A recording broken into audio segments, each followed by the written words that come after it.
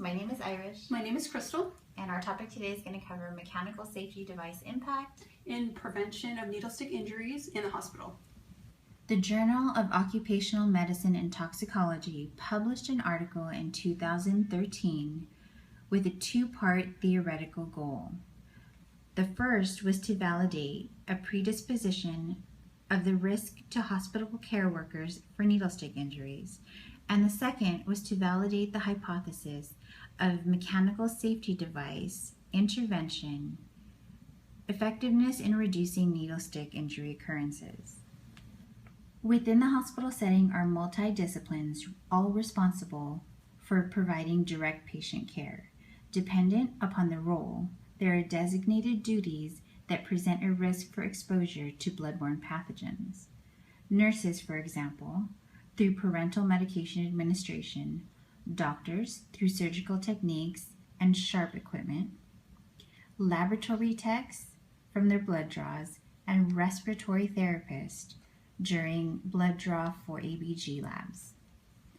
Statistical findings represent the U.S. as having 384,000 needle stick injuries annually.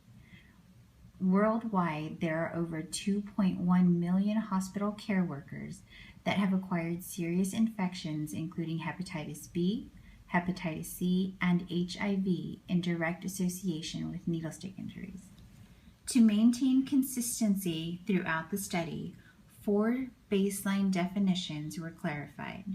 Hospital care personnel was identified as employed in capacity of providing direct patient care. Needle stick injuries were percutaneous injuries resulting from blood-contaminated sharps equipment. Active mechanical safety devices are retractable mechanisms within design of the needle that requires conscious action or change in hand position by the nurse in order to deploy the safety device. In contrast, mechanical safety devices which are passive do not require a conscious effort by the nurse in order for the safety device to automatically deploy. Participants within this study include occupational health services. Subject facility is the University Hospital of Heidelberg, located in Germany, and its multidisciplinary staff, including nurses, doctors, students, and laboratory technicians.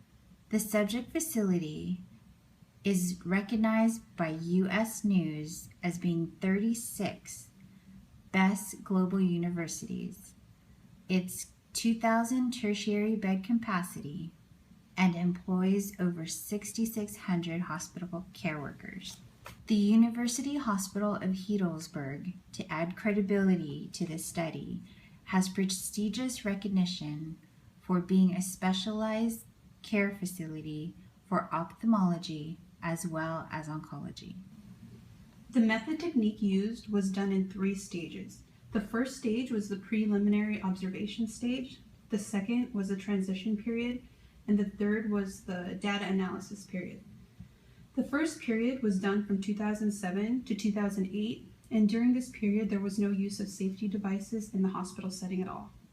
The total needle stick injuries were 448. Some contributing factors to these needle stick injuries were healthcare personnel capacity, like what their job role was, if they were nurses, doctors, surgeons, lab technicians. And another factor was the equipment involved in these needle stick injuries. The second stage is a transition stage. This was done in 2008 to 2009, so this also took place in a year. This is the implementation period, and they transitioned from active mechanical devices to passive mechanical devices in all departments. This pie graph gives you a better visual on the needle stick injuries among hospital care workers. As you can see, the doctors and the nurses have the most incidences.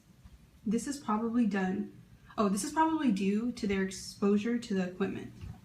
Which brings me to my next slide. This graph shows the type of equipment involved in the needle stick injuries. There's lancets for blood sugars, and nurses use this every day. The hypodermic needles, peripheral venous catheters, blood withdrawals, wound care like staples, port needles for like portacaths, and surgical equipment. The third stage is the data analysis stage. This is where the researchers evaluated the data from the preliminary and transition phase. After the passive mechanical devices were implemented, there was a significant decrease in needle stick injuries.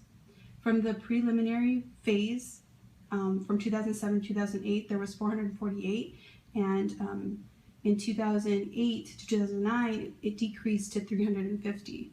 This is a 21.9% reduction.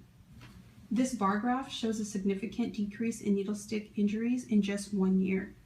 As you can see, the students right here have half the rate as the nurses, and the nurses and doctors are still almost equivalent. It's because they're always exposed to it, I believe.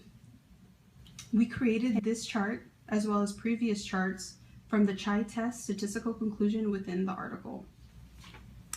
Crystal and our motivation for this article is its direct impact on each and every one of us right here and right now. As depicted in the chart, students' incidents are approximately half that of the nursing staff. In the very near future, we will fall into the career demographic at highest risk.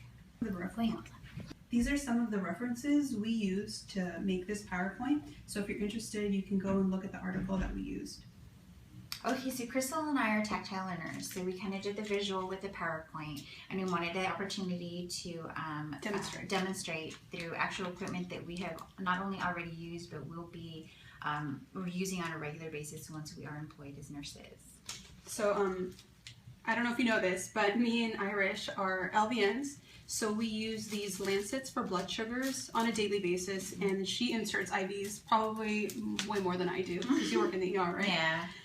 So these little lancets, as you can see, you just pull them off here, and there's no access to the needle, so it's much safer. So what you do, you wash your hands, you put your gloves on, you wipe the skin, and then you puncture the finger. You see, there's no way. I mean, the risk is absolutely reduced from getting stuck.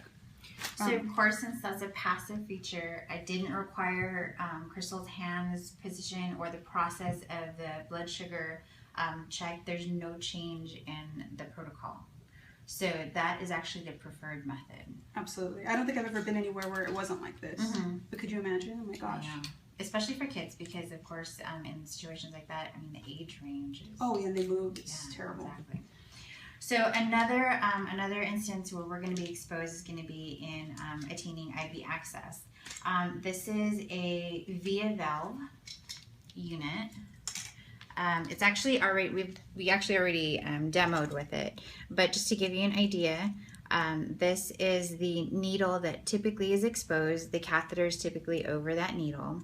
As it goes into the patient with the IV start, you retract the equipment out, leaving the catheter in, but what happens is the sleeve is still within the compartment. It requires a change in the hand position as well as exposure to the needle during that process. So this is actually considered the active method. And as you can see, with an exposed needle, that's additional time frame that you are at risk for being contaminated by equipment that already has the patient's blood on it. Yes, like insulin syringes as well. That's also an active mechanical device. Because have you ever had the ones that... I have with the insulin syringe. I think it's a good feature, actually. I've never had that, and I've been stuck before by insulin, and so have you, so right? have I. And like you were saying, that there was 2.9 million people that are affected by. I mean, they get HIV, hepatitis. Yeah, it's terrible. It is. And so we just kind of wanted to show you some familiar equipment that you'll be using, because as we enter the role of being a nurse, we have the responsibility of caring for the patients, but we also have to keep in mind the responsibility that we have in order to maintain our health as well. This has been our presentation. We hope that you enjoyed it as much as we loved giving it. Thank you. Thank you.